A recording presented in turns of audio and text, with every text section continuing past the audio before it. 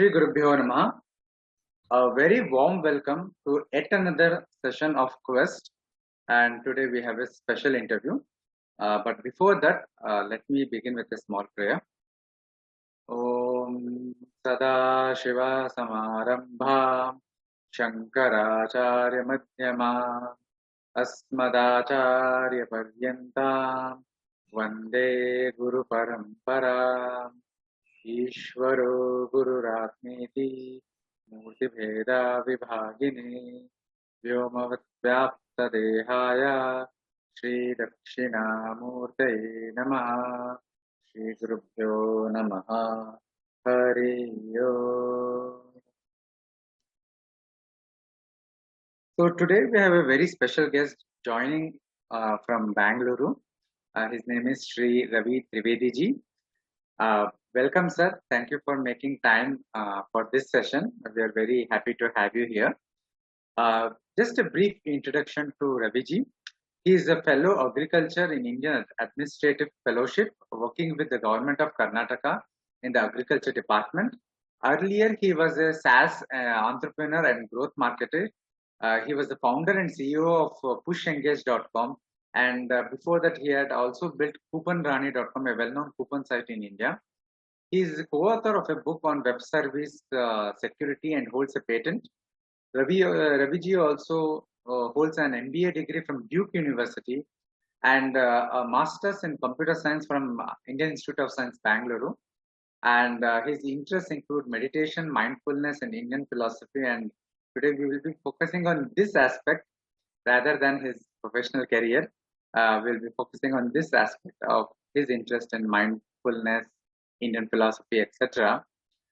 So let me begin with the opening question. This is a standard question, Raviji, that I ask all our audience, because the purpose of this Quest interview series is to basically engage with all seekers and the sadhaks and spiritual journey beginners, so that to inspire them from our own journeys in whatever small way possible.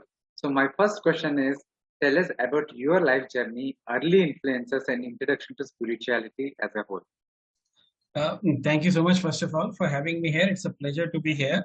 I would just begin by saying I'm just an ordinary seeker, and I think honored that you invited me to share my journey. So in terms of my journey, I would say it started very early on in the teenager years. I had the, couple of life incidences that led to a few things, and that led to me being in company of somebody who followed Swami Vivekananda, and some of their relatives were part of, so there was a Didi who was doing that. And then that kind of started the journey a little bit. And maybe very early on, when I was even very young, I used to read about people doing sadhana. And I remember when I was 4, I had written a story about how a king did the sadhana to acquire certain, powers. And somewhere that story got selected as a good one. And our teacher was also very surprised. So somewhere maybe some seeds were there. Then around teenager, due to that influence and that company, started reading Swami Vivekananda. Then in 1993, I decided to take initiation from Swami Gyananandji Maharaj from Ramakrishna Ashram. I will share more about what I did between then and then. I think the journey continued till I started working, and I came to Bangalore in '96 and started working after a few years. And then as it would be, maybe some of the practices, while I continued what I was supposed to do, maybe my search was not as active. I mean, I did maybe the bare minimum, but somewhere again, thanks to divine grace, 2015, after coming back to India in 2011 and 15, I actually again developed a very strong interest. I actually read the autobiography of Yogi, and that kind of raised the question again in my mind. Actually, early on in my life, I was also debating, should I, take renunciation as a path very early on. But then I decided not to. And then again, 2015, then I went on to, go around meeting folks who had realized. And this also happened because my Guruji's, the first Guru I had, Swami Gyananandji Maharaj, has passed away in body in 2007. And I somewhere felt I want to meet people who have realized. And in that scheme of things, I guess I went around and met whether it is YSS monks, Paramahansa Yogananda's order, studied that. I looked at Sri Vidya Sadhana. I explored meeting monks like Sri M. I met Om Swamiji, with whom I finally found where I wanted to be. And Amrita Manji Mai. So many people I went, learned their paths to some extent, and I was trying to see how to go deeper. The one thing I want to also point is early in the life, I did study Vedanta, I did read it, but I found after a while it to be a little dry. And I felt I was more looking for something that actually I can take to use every day.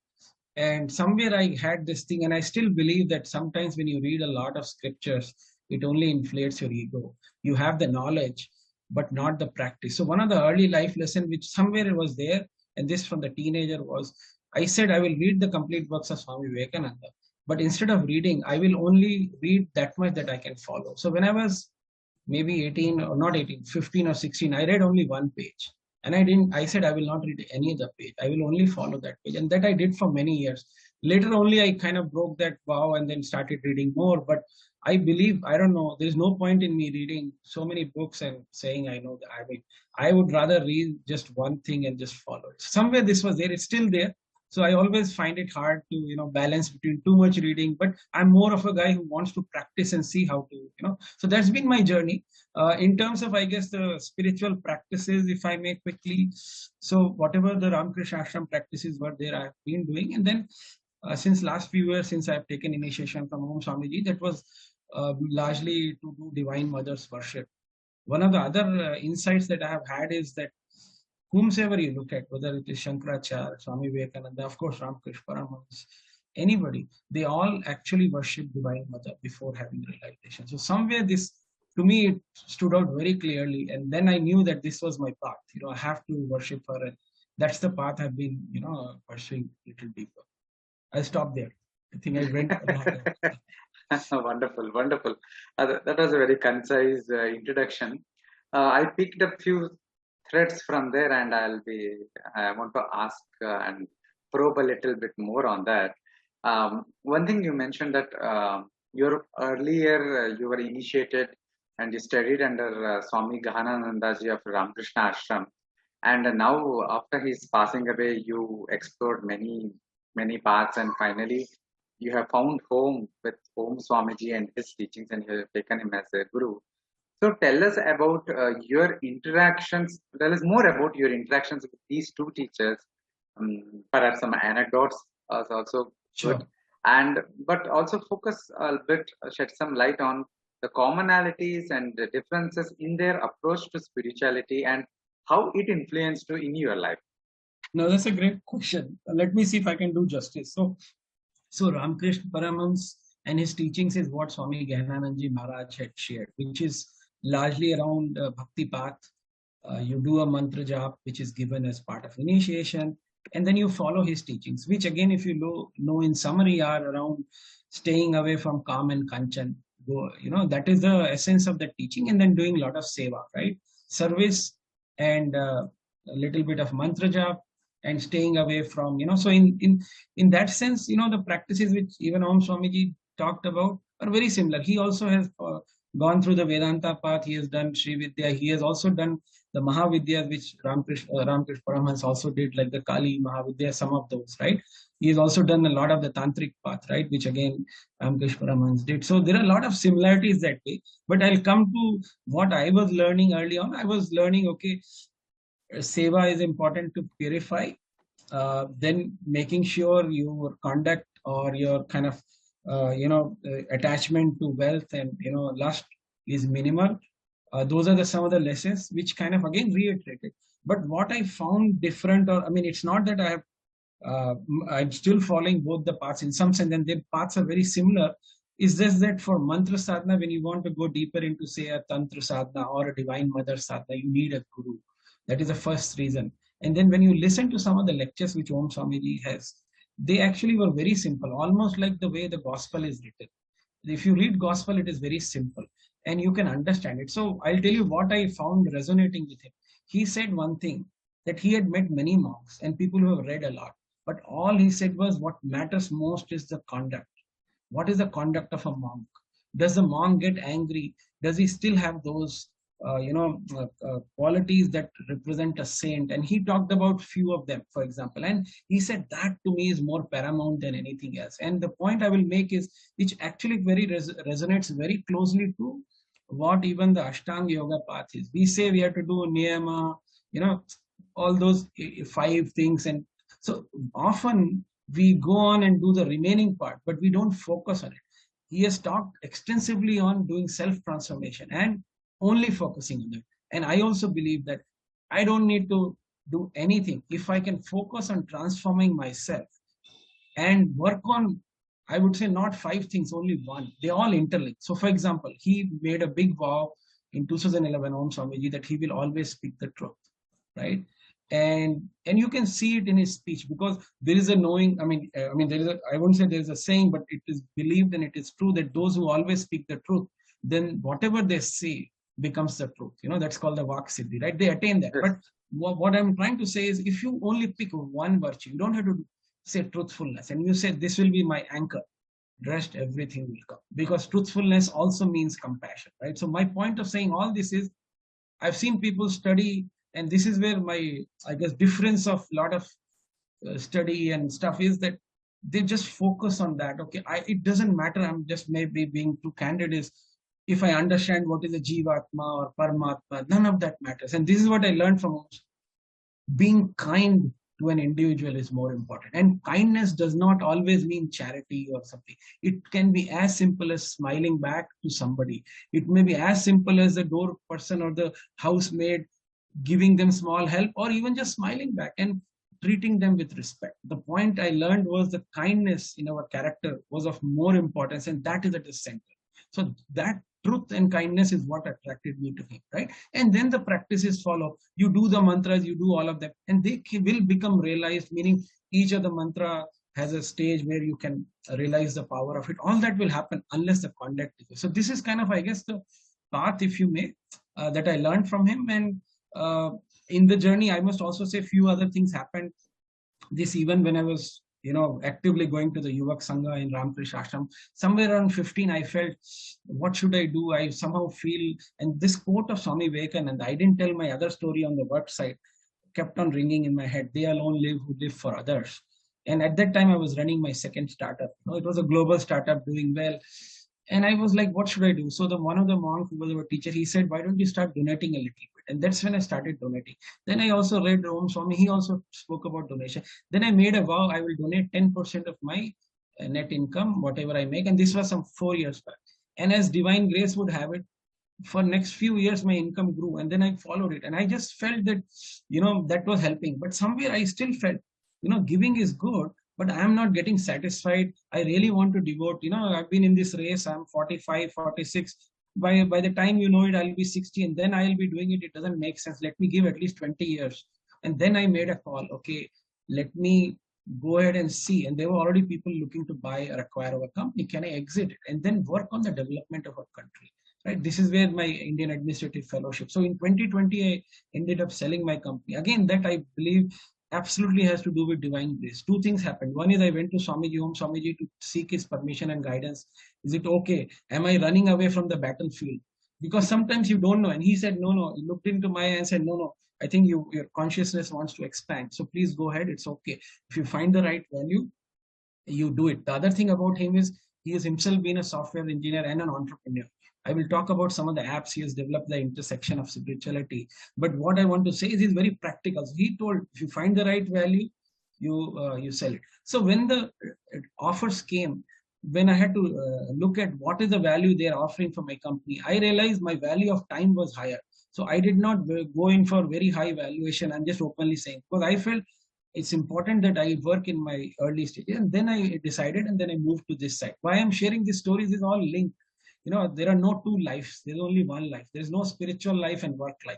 Actually, whatever you do is, whether you call it a spiritual work. So this is kind of, I guess, my story. And in terms of answering your question, the learnings are very similar, except that I have become more of a practitioner and focus more on qualities, and you may not even know Isha Upanishad or any Upanishad or any Vedanta, but if you're kind by heart and have the compassion, I feel more connected to such, and I want to be that individual. Let's put it this way. So I guess I hope I was able to explain what you're asking. So thank you. I think you made a very important point, and this is something, as you said, in the context of Patanjali Yoga, often ignored, but it is also ignored in the context of any spiritual journey.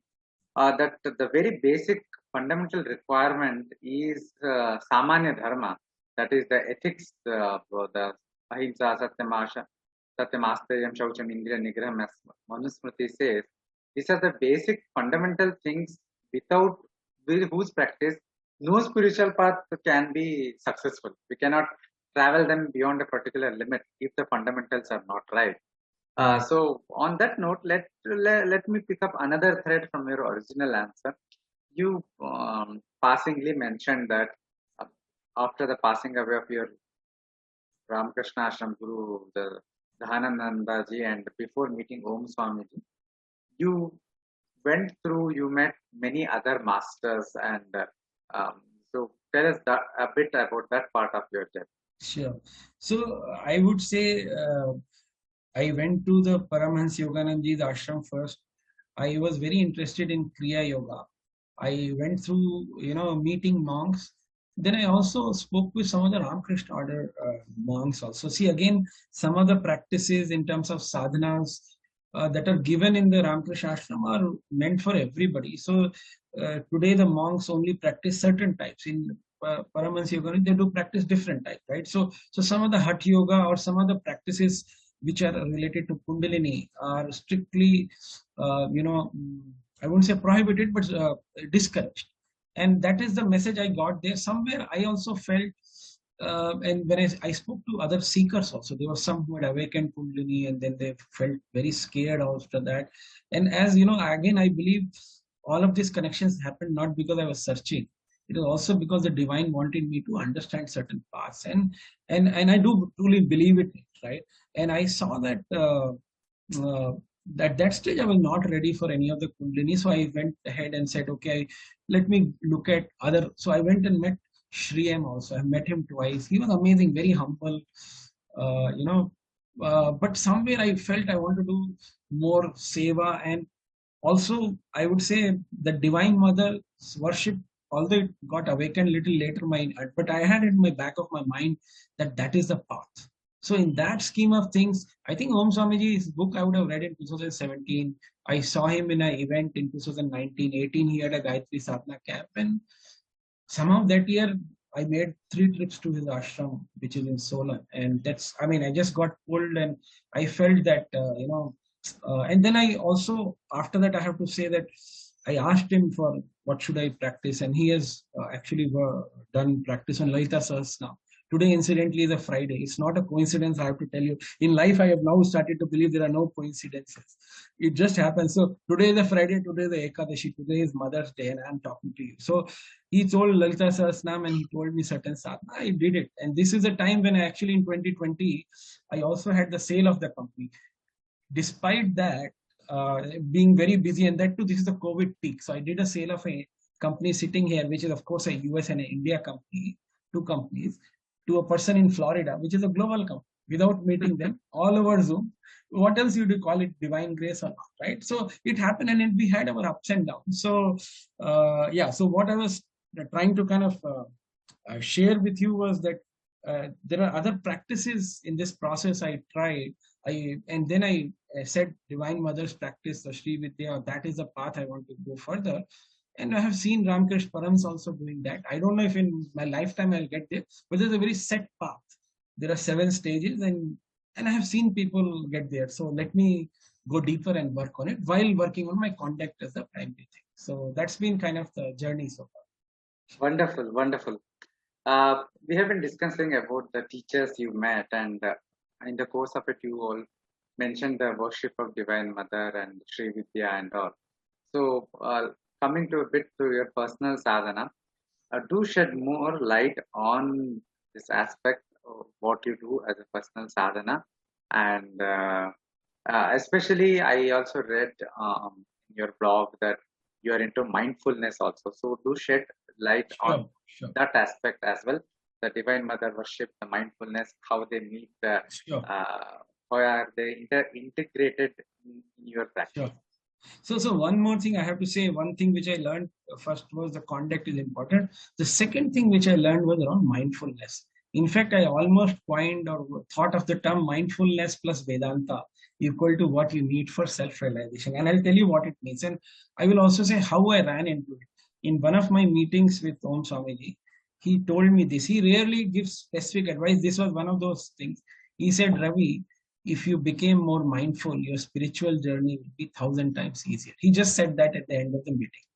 At that time, I did not even understand that word, to be very honest. And I searched and understood, then I read his blogs and videos. And I'll tell you a very simple example of mindfulness so you know what that is. See, we all know that any system that improves through a feedback loop. We as engineers are aware of. So mindfulness is that feedback loop. The second thing we know is there is this compounding effect, which means if you do something consistently over time, we know in money and otherwise, it compounds and goes. That's how the exponential nature of growth happens, you know. So these two things you combine and you say mindfulness practice daily, and there you have a recipe for success to self-reliance. I'll tell you what do I mean. Mindfulness, spoken very simply, means at any moment, are you aware of what you are saying, what you are doing? And are you saying, is this what I should be doing? Are you checking yourself? Right? So that's the first level of mindfulness. Then the second question would be, how frequent should I do it? It should be as frequent as you want to be. People say, I'm in awareness always. That means they're always aware of all their thoughts, words, and actions, right?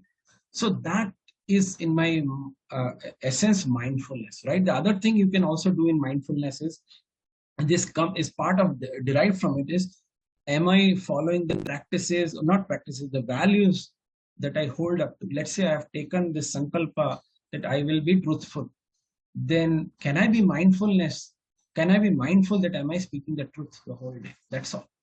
That's the practice in itself.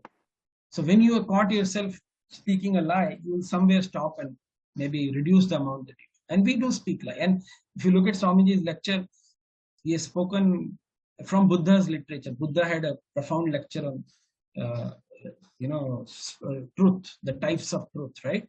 And depends on which level you want to practice. But very simply put, is it kind?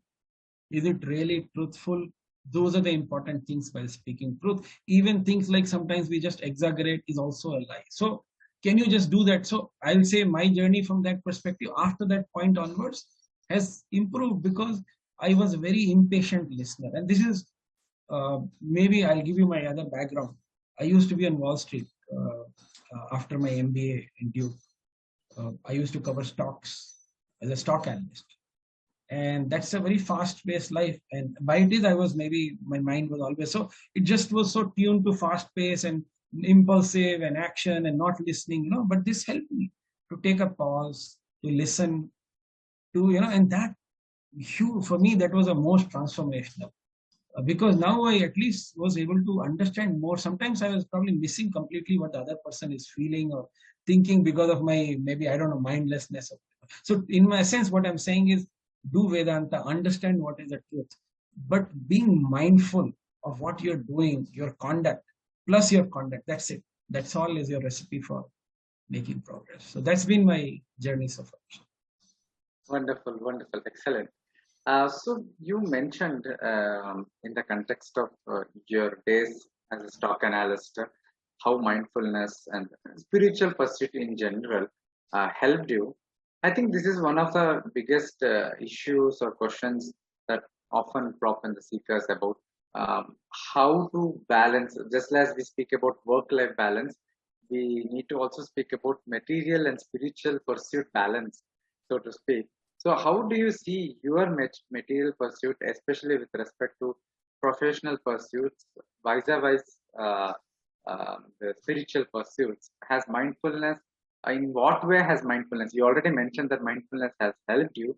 So, in what way had mindfulness helped you become a better professional? And yeah, the conduct part and how has all of them helped you in material pursuits, so to speak? Right. So I think when I imply by mindfulness, there are many things you can be mindful of, right? And it's a very broad answer I will give you. First is, are you being aware of you being living and having breath? That's the place I had written an article on mindfulness of death. Are you being aware that you can die anytime? That every second that you have is a gift. When you become mindful of your life, then you value time. You don't waste time. You have discipline and you have priority. Even Steve Jobs used to practice it. He used to say, can you think that today is the last day and prioritize your work? If you look at Buddhist practices, you will see there is a practice called Maranasati, which is a meditation on death. Again, that is to create dispassion, to remove the fear of death. Let me put it this way. Some of the Buddhist meditation, I don't know how much you're familiar, actually go much into gory details to make you, less fearful. Almost like the practices we have in Shamshan. The practices that we have in the cremation ground are meant for you to overcome your fears and be in a place where you remember that reality. I'm just bringing that aspect as well. Now, in terms of the other thing, like I said, see, mindfulness of your nature, right? Am I saying, like I said, I was very impulsive. So I was not maybe paying attention to what others were saying so clearly. Then I started listening, I understood, so I connected better with people. So that's been a transformation. The other, and again, there is no limit to it, right? I mean, and you can practice it with whatever you're doing. Mindfulness also means you are mindful of the quality of input. Otherwise, it's awareness, and awareness is the center of many teachings. It's also like the quality. When you do say a job or you do a dhyan, are you aware that you're fully focused on it, right? That itself could be also called awareness or mindfulness, right? So those are those. Now, the other part you asked was regarding how do you balance the spiritual and the work, right? So one thing I've realized is there is only one life, which I said earlier. There is no two lives. Earlier, the common thoughts that one has, oh, this is my work, everything. And this is also something I've learned from Swamiji, which is every act you do can be done as a prayer to the Lord, right? This we hear in Bhagavad Gita as a yajna, right? But what does it mean? I'm not saying I've understood it and practiced it. I probably understand only 5-10%. I will tell you that also. But what I know is if I do the act in a vow that what I am doing is all dedicated to X or it is not my doing, with less ego, okay? And if possible, some detachment from the outcome, then that is my yajna, and that's what I'll keep doing. So that is the how to do it part. Now, how do you actually balance the balance part? The answer to that is make sure whatever your duties towards your family are, or whatever your swadharma is, whatever your duties are, you do it. So, for example, I have a son who was born in US, he's American citizen. He says I will study in the US. So before selling my company, or rather before moving to the development sector, which is obviously a sector which doesn't pay you a lot, I make sure that I have enough to make sure he can go to a US college. That kind of stuff. My duty to make sure there is retirement funds. So I will do that. That's from a pure practical perspective, I'm saying. So once those are met, I feel God has given you the freedom to, to do maybe other things now that you have got that through. So that's kind of, I guess, I think 2-3 questions I answered which you had asked. So Yes, indeed, indeed. But I think one thing you missed was from previous question, which was about regarding your personal sadhana. Okay. So you I'll come to focused that. on the mindfulness, but the sadhana part. Yes, let me come to that. But let me just answer that. So in terms of sadhanas, there have been only very few. One was when I started the Ramakrishna order initiation. After that, whatever the mantra jap is what I have done. Religiously, in the sense, whatever the practice is, once a day, twice a day, I've done that.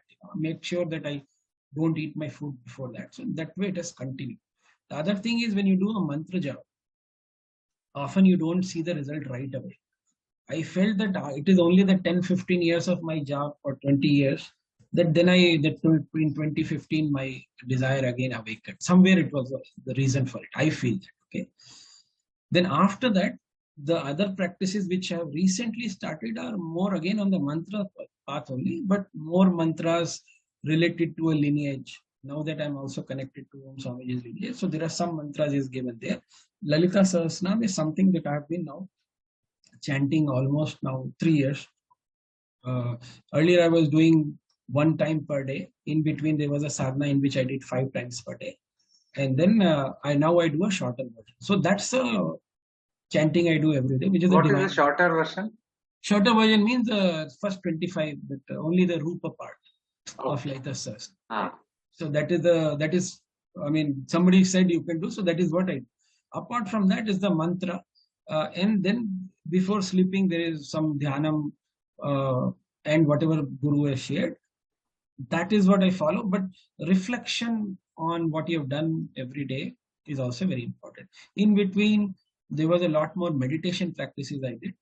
Again, there was an app called Black Lotus, which Swamiji had launched. Swamiji, he actually was, because of the software background, he has actually developed 2 apps. One is on meditation called Black Lotus. One is very new on the Yagya and Mantra Sadhana called Sadhana, which also has 3D images of your your God, like a Ganesha or Sri Hari or Lakshmi, and where you can do even, you can do yagyas, or you can, offer, Abhishekam. So all that is possible. I'm just sharing those apps a bit, just to FYI. But I followed the Black Lotus app religiously for doing daily morning meditation for 5 to 10 minutes. That kind of practice also I did. See, what I also felt was meditation and any of these practices are all about just sitting quietly and observing, and whatever the visualization, just doing that. That itself helps. So I think in general, my learnings have been, first, conduct is very important. And if I can practice, I feel better. Second, I've also realized how important is giving or being selfless, which also Swami Vivekananda says, which talks about, how you should lead your life. And I have seen this in example of many monks, who lead all their life for others. And this is what I want to do, I guess. For me, that is my other bigger practice. 2 practices. One is a mantra practice. The other is every moment, every day, can I say what I did, not for my family, not for this body, but for others. And I will say in last 2-3 years, that has completely transformed. Nowadays, I feel that I'm doing a lot more, not for myself, like in whichever way, volunteering, whatever. There's so many things I'm involved in. And that is what is actually my bigger practice, is what to say. Wonderful, wonderful, Raviji. Thanks for taking your time and sharing all these excellent points and very reflective. I mean, there is a lot of food for thoughts, very practical advices.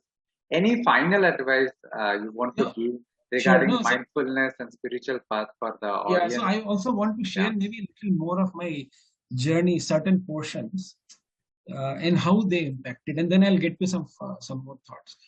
So early in my life, when I was, I think around 10 years, I almost fell down when I was going to Vaishno Devi. And my cousin dived and saved me. I almost fell into that gorge which is there in Vaishno. I think that is because Divine Mother wanted me to do something. So second, I lost my elder brother when I was 15. He died of hepatitis in just 3 days. He was amazing in the sense that he was very brilliant.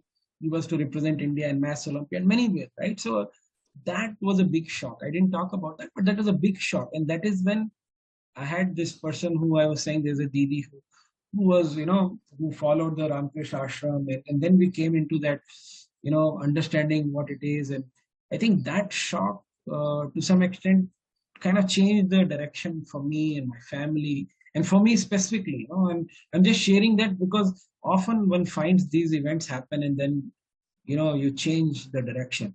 I also felt in that, for example, because in both like in that case, I was going to the cremation ground, and I somehow felt that people really didn't care much. I mean, they probably I was sad and others, but they were just in their worldly talk. I don't know, somewhere it just struck me, not in a bad way, but I realized how everybody was still so caught up. That is why when I wrote that Mindfulness of Death, this famous incident with Yudhishthir had when the Yaksha asked that question.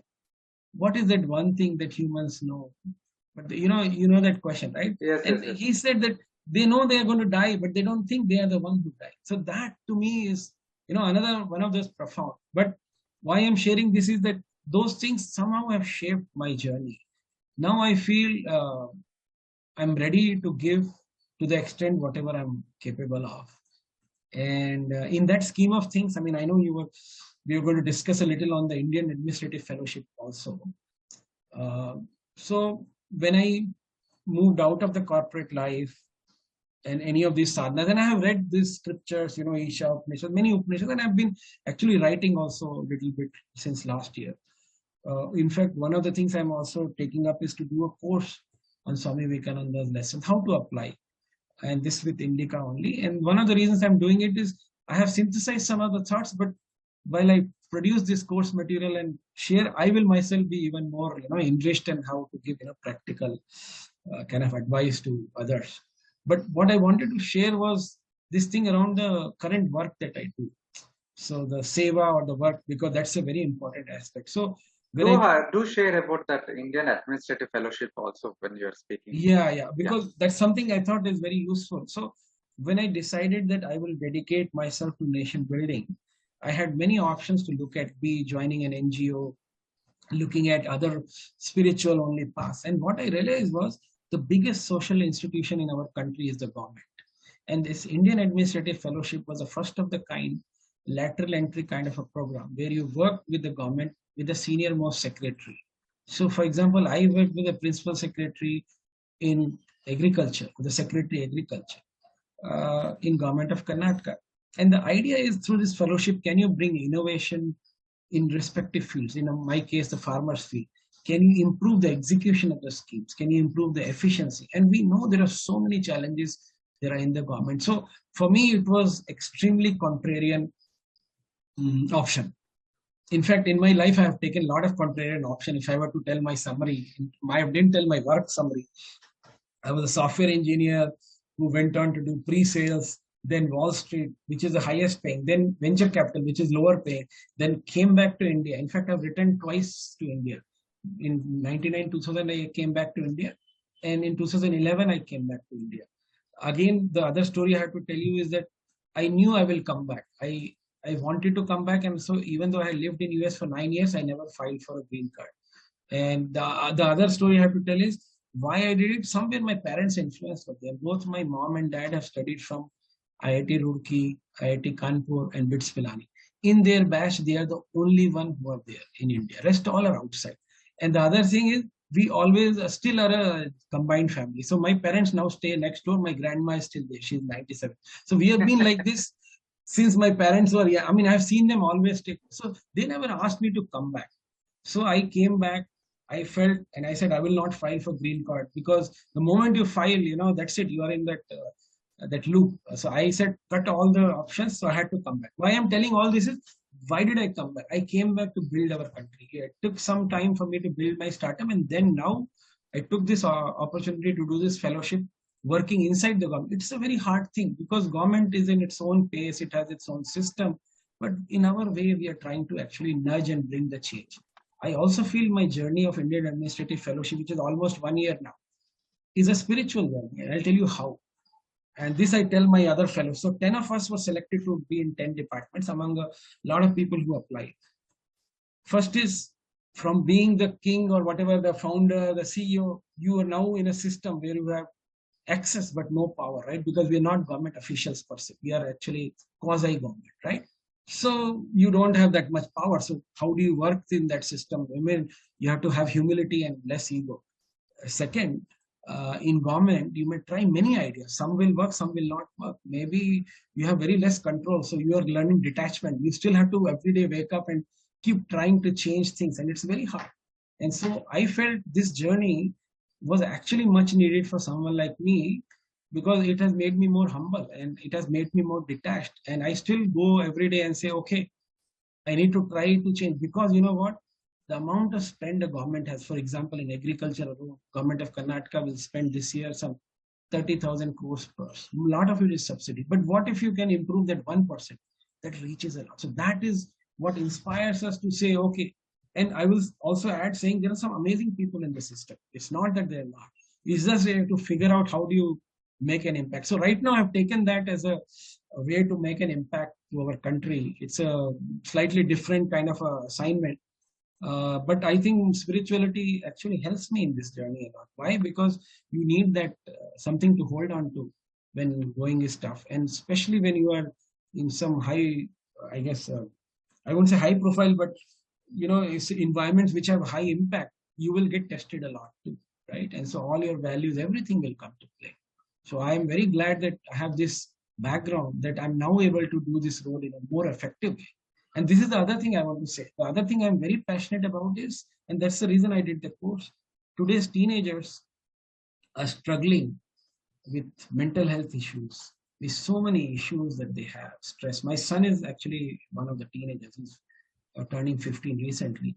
And I feel that some of them are disconnected from their roots because they've never understood the underpinning of our Sanatan Dharma. And if they got that, they would have something to hold on to in these moments, and they will have something strong that will help them, do better in their life. So again, those are kind of some of my thoughts and areas I would work on.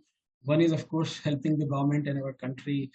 B is around teenagers. I mean, and that's the kind of uh, things I've been looking at. And I guess finally, because you asked a question around what is it that advice one may have. So I think my advice for whatever I have learned is just focus on your conduct and just focus on one thing, and don't worry about the too much of noise, and don't worry about if somebody knows X, Y, Z. None of that actually matters. Just learn one thing and do it properly. It will open the path to everything. It doesn't matter whether you know one Upanishad, two or five.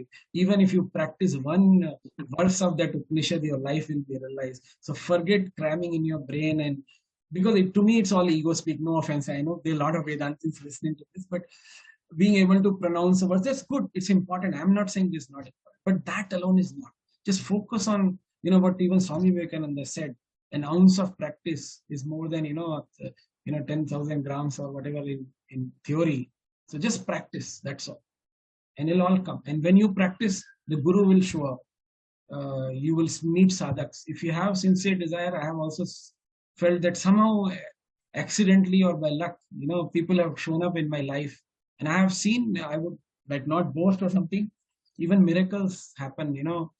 People, people do all kinds of things, and I have seen in front of my eyes people who will materialize object in the air. I mean, these are real things. It's not, and I know some of them are sadhaks, and I have been very fortunate to meet sadhaks who are much ahead in the journey, and I know it because I feel it, and they also, and that's all because I feel somewhere the Divine Mother is guiding me. Okay, this is your path.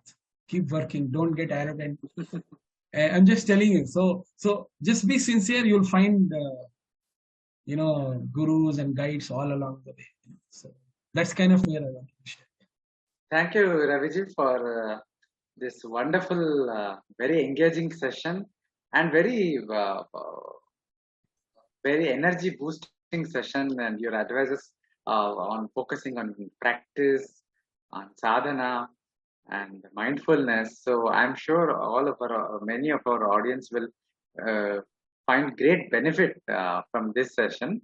Thank you again on the behalf of entire Advaita Academy and all of our audience for taking this time to share your thoughts about your life journey and interesting meetings with various teachers that you had. Thank you again. Shri Guru Pyo Namaha.